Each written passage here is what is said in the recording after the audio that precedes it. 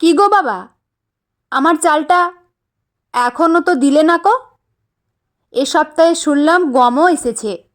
হাঁটুর ব্যথা নিয়ে কতক্ষণ লাইনে দাঁড়িয়ে আছি। রেশন কার্ডটা দেখেও দিলে না কেন বাবা? রেশনের সামনে লম্বা লাইন। বৃহস্পতিবারের বিকেলে চাঁদপুরের এই জায়গাটা বেশ গমগম করে ওঠে। কাঁচা সবজির বাজার উঠে গিয়ে সেখানে বসে বেতের ঝুড়ি, তালপাতার পাখা, হাতে বোনা আসন।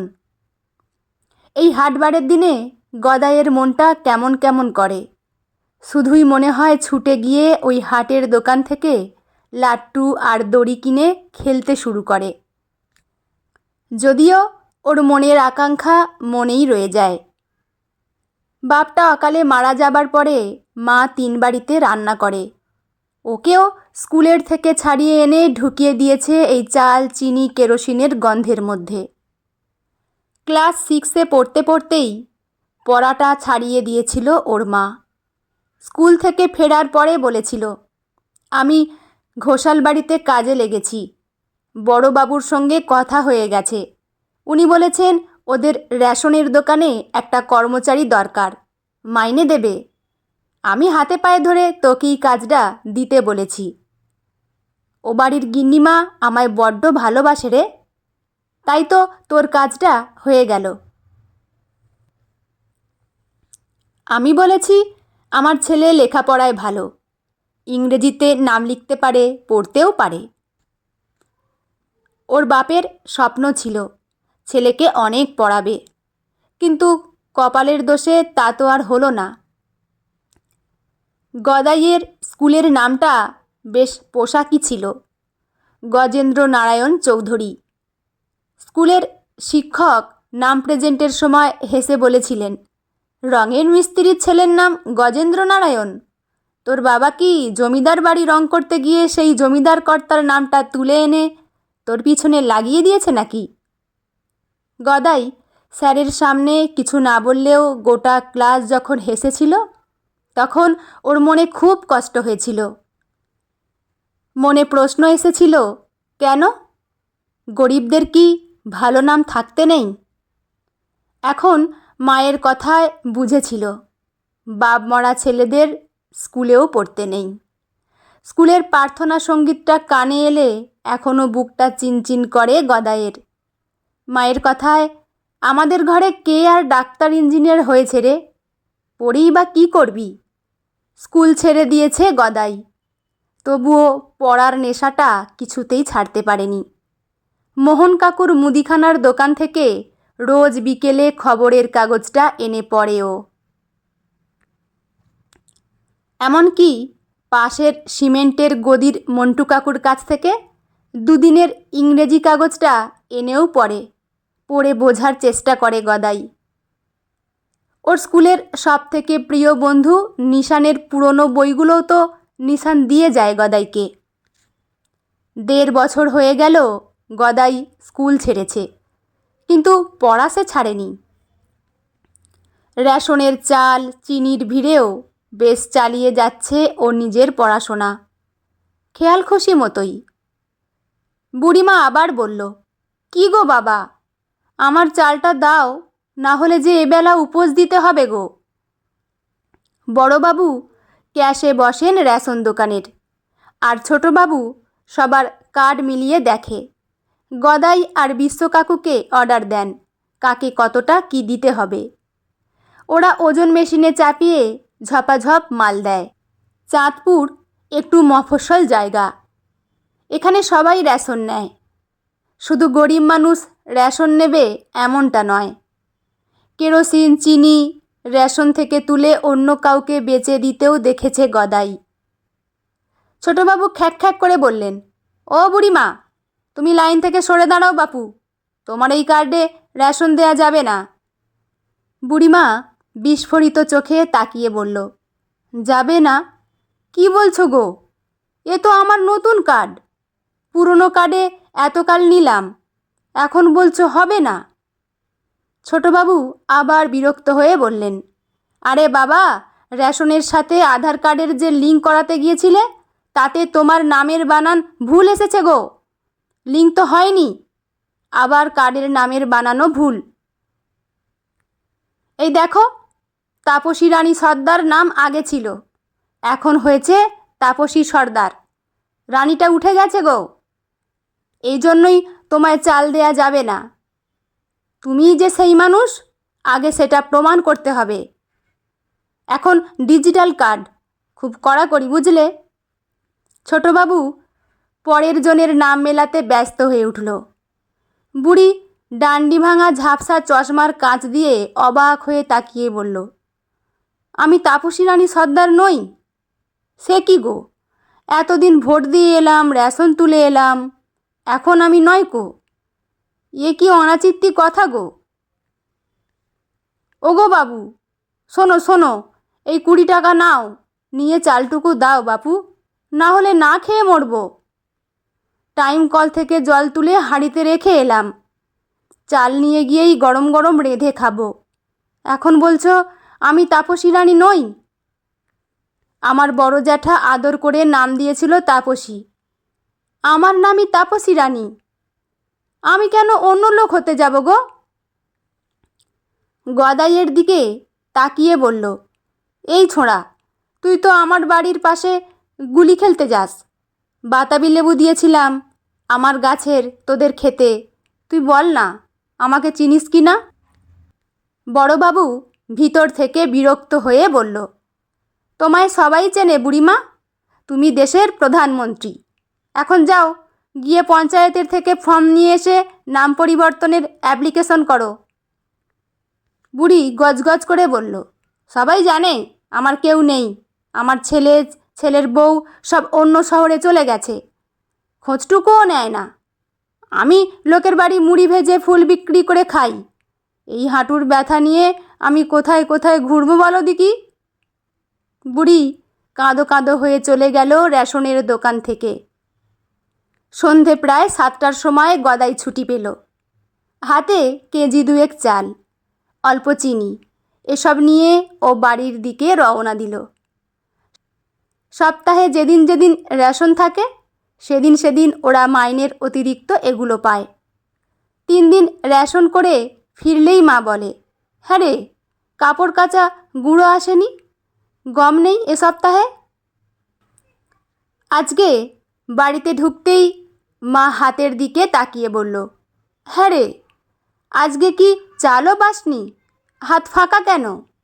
গদাই আমতা আমতা করে বলল, ওই জেলে পাড়ার বুড়িমাকে দিয়ে দিয়েছি, ওর খুব খিদে পেয়েছিল গো মা। গদাইয়ের কথা শেষ হবার আগেই মায়ের থাপ্পড়টা এসে পড়ল ওর গালে।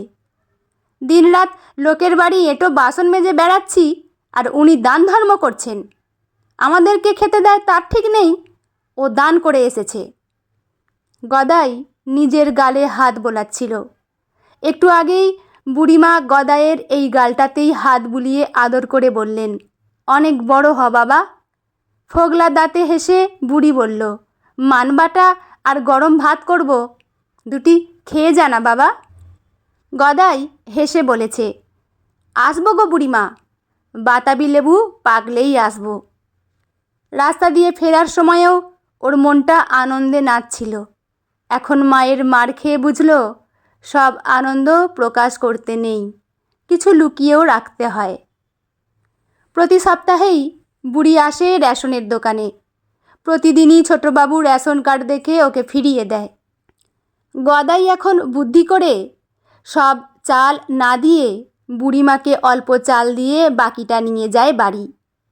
মায়ের তীক্ষ্ণ দৃষ্টিতে ধরা পড়ে গেলে বলে, এখন বাবুরা কম দিলে আমি কি করব? সেদিন মায়ের কাছ থেকে অনেক কষ্টে 20 টাকা আদায় করেছিল গদাই। লাট্টু কিনবে বলে চেয়েছিল। মাইনের টাকাটা পুরোটাই মা নিয়ে নেয়। গদাইয়ের হাতে একটা টাকাও থাকে না। কখনো ঝাল লজেন্স খেতে ইচ্ছে হলে বা লাট্টু গুলি কেনার ইচ্ছে হলে মা দেয় ওকে। হাতে টাকাটা পেয়ে গদাই দৌড়ে গিয়েছিল কানু কাকুর বই ঘরে। 3 টাকার পেন আর 2টো দিস্তা কাগজ কিনে বাড়ি ফিরেছিল। পরের দিন সোজা গিয়েছিল পঞ্চায়েত অফিসে। সেখানে ওরা বলেছিল চাঁদপুর থেকে সোজা 3 কিলোমিটার গেলেই প্রতাপপুর শহর। ওখানের বিডিও অফিসেই নাকি অ্যাপ্লাই করতে হবে। এইসব কাজ নাকি পঞ্চায়েত করে না। গদাই পায়ে হেঁটে কিছুটা ছুটে গিয়ে পৌঁছেছিল বিডিও অফিসে। হাতের কাপড়ের ব্যাগে ছিল বুড়িমার নতুন রেশন কার্ড। বুড়িমা ফোগলা দাঁতে হেসে বলেছিল, তুই আর জন্মে আমার বাপ ছিলিস রে। বুড়িমার চোখে স্বপ্নের উঁকি ঝুঁকি দেখেই পিচের রাস্তা ধরে ছুটেছিল গদাই। লোককে জিজ্ঞেস করে করে গদাই পৌঁছেছিল বিডিও অফিসে। নাম পরিবর্তনের ফর্ম নিয়ে একজন কাকুকে একটু আধটু জিজ্ঞেস করে করে গদাই নিজেই ভরেছিল ফর্মটা আর রেশন কার্ডের জেরক্স কপি বিডিও অফিসে জমা দিয়ে ফেরার পথে চিঠিটাও পোস্ট করেছিল গদাই। বাড়ি ফিরতে ফিরতে দুপুর গড়িয়ে বিকেল হয়েছিল। মা ভাত আগলে বসেছিল। গদাইয়ের খাওয়া শেষ হতেই শুরু হয়েছিল মায়ের জেরা। বাবুদের বাড়ি থেকে নাকি মা জানতে পেরেছে একই পরিমাণ চাল এখনও ওদের দেয়। গদাইয়ের মিথ্যে ধরা পড়ার পরে বাবুরা গদাইকে চাল দেয়া বন্ধ করল। ওরা মায়ের হাতেই চাল গম দিয়ে দিত। গদাই লজ্জায় বুড়িমার বাড়ির দিকে যেতে পারত না। শুধুই মনে পড়ত অভুক্ত মানুষটা ঝাপসা চোখে তাকিয়ে আছে ওর আসার অপেক্ষায়। বারচারেক বিডিও অফিসে গিয়ে গিয়ে খাদ্যমন্ত্রকের অফিস থেকে প্রায় 6 মাস পরে এলো বুড়িমার রেশন কার্ডটা। হাতে স্বর্গ পেয়েই গদাই খুলে দেখেছিল। রেশন কার্ডে জলজল করছে তাপসী রানী সর্দার। কার্ডটা হাতে নিয়ে ছুটছিল গদাই। বুড়িমার হাতে এটা দিয়েই বলবে, যাও চাল গম চিনি তুলে নিয়ে এসো, তারপর মান বাটা দিয়ে তুমি আর আমি ভাত খাবো। চাঁদপুরের সীমানায় পৌঁছাতেই সবাই মিলে ওর দিকে হাঁ করে তাকিয়ে আছে দেখেই একটু চমকে গেল গদাই। ওর সাথে খেলা করা ছেলেগুলো বলল, ছুটে বাড়ি যা, তোদের বাড়ির সামনে ক্যামেরা মাইক ঘাড়ে 2 লোক দাঁড়িয়ে আছে। ভয়ে ভয়েই এগিয়ে গেল গদাই। পঞ্চায়েতের প্রধান জেঠু কথা বলছে লোকগুলোর সঙ্গে। লোকগুলো ওকে দেখেই উচ্ছ্বসিত হয়ে বলল, তুমি গজেন্দ্র নারায়ণ চৌধুরী? তুমি খাদ্যমন্ত্রীকে চিঠি লিখেছিলে ইংরেজিতে? গদাই মাথা ঝুঁকিয়ে বলল, হ্যাঁ স্যার, লিখেছিলাম। তোমার চিঠিটা তো সাড়া ফেলে দিয়েছে। এই যে রেশন কার্ডের নামের গণ্ডগোলের জন্য লোকজন যে না খেয়ে মরছে, যতদিন না নাম পরিবর্তন করা হয় ততদিন তারা কি খেয়ে থাকবে, এমন প্রশ্ন করেই চিঠিটা লিখেছিলে তুমি, তাই তো? গদাই বলল, হ্যাঁ, আমি যে কাকুর কাছ থেকে ইংরেজি কাগজ চেয়ে পড়ি ওই কাকুই চিঠিটা লেখার পর কারেকশন করে দিয়েছিলেন। উনি আমায় খাদ্যমন্ত্রীর ঠিকানা দিয়েছিলেন। আমরা দৈনিক বাংলা চ্যানেল থেকে আসছি। তোমার একটা ইন্টারভিউ নিতে চাই।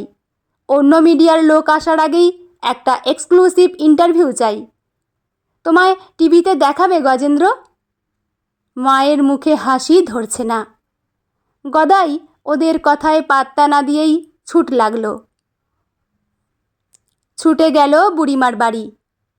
অনেক ডাকাডাকিতেও বুড়িমা দরজা খুলল না দেখে কোনো মতে বেড়া ডিঙিয়ে ঘরে ঢুকল গদাই। পাড়ার একবারে শেষ প্রান্তে বুড়িমার বাড়ি। পাশেই বিশাল খেলার মাঠ। ওই মাঠেই খেলতে যেত ওরা। তখনই চেনা হয়েছিল বুড়ির সাথে। এক প্রান্তে ঘর বলেই পাড়ার কেউ খোঁজও রাখে না বুড়ির। বুড়ি ভিক্ষে করে না, ফুল গাছ বসিয়েছে সামনের ফাঁকা জায়গায়। ওই ফুলের মালা ফুল বেচে লোকের বাড়িতে মুড়ি ভেজে জীবন কাটাচ্ছিল। ঘরে ঢুকতেই একটা বোটকা গন্ধে গা গুলিয়ে গেল গদাইয়ের। দেখল বুড়ির শ্বাস পড়ছে না, জড়সড় হয়ে ঠান্ডা দেহটা পড়ে আছে মেঝেতে। লোককে জিজ্ঞেস করতে অনেকেই বলল দিন 3 আগে লাস্ট দেখেছে বুড়িকে। পাড়ার কয়েকটা ছেলের সাহায্যে বুড়িকে নদীর ধারে নিয়ে গিয়ে কুড়োনো কাঠের তৈরি মাচায় শুয়ে মুখে আগুন দিল গদাই। বুড়ির বুকের ওপরে রেখে দিল তাপসী রানী সর্দারের রেশন কার্ডটা। বুড়ির সঙ্গে পুড়ে গেল ওর পরিচয়।